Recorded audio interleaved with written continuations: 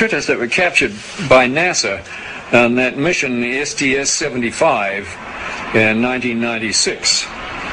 In all my considerable experience of the entire UFO scenario, I have never seen and never expected to see footage like that. And least of all did I expect to see it on film or tape that had been exposed by the government in a NASA mission. The shuttle Columbia in this mission was equipped with a very sophisticated and expensive ultraviolet camera. It was sensitive to the near ultraviolet. And when they were up at 300 miles above the atmosphere, they launched from the Columbia a small satellite with a tether. Not long after it was launched from the Columbia, the tether broke. We'll record steadily the whole break and coil back to the tether. Copy, Claude. We go. Again, this is a view of the satellite. Well, if it had to break, it did it in the right place. And you see on this astonishing film, you see the satellite go drifting far astern of this orbiting Columbia. The tether, which is 12 miles long, straightens out into a long white line, which you can see as plainly as could be. Columbia and the satellite now 77 nautical miles apart. Now, while this is all going on, a whole covey of UFOs, perhaps 36 of them, manifest to this ultraviolet camera, and they begin moving around, circulating, looking for all the world like something in an aquarium tank. The satellite, again, just moving into sunrise.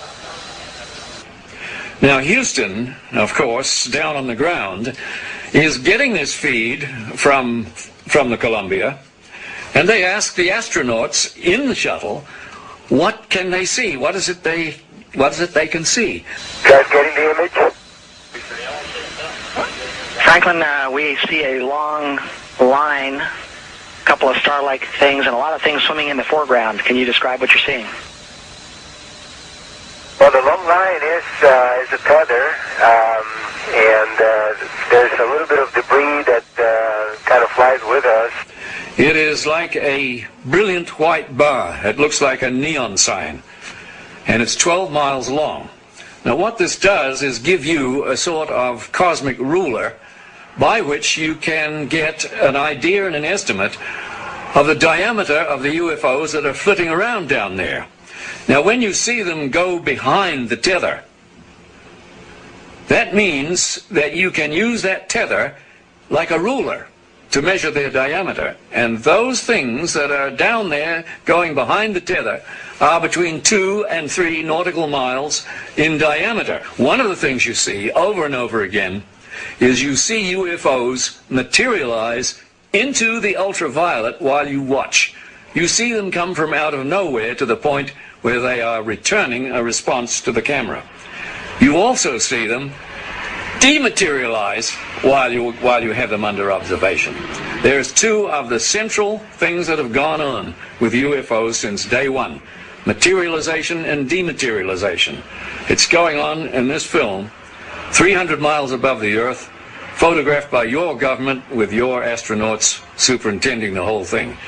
Completely unzoomed, and you see the full extent of the tether. Columbia, Houston, that's a much better view, a lot more...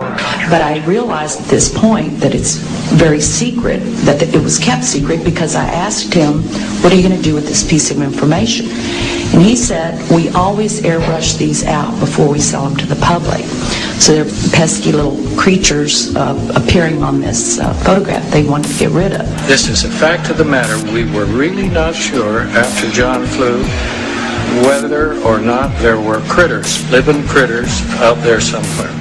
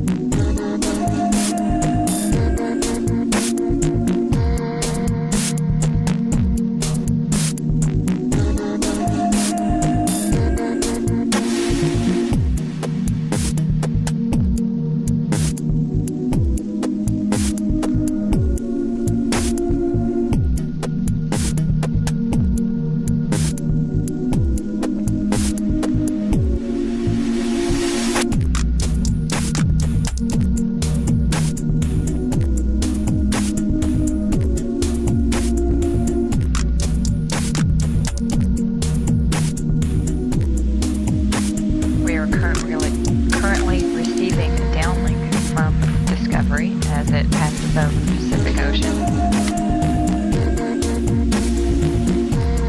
Once again, the Cirrus is part of AFP 675. The problems that have occurred with the two tape recorders on AFP 675 have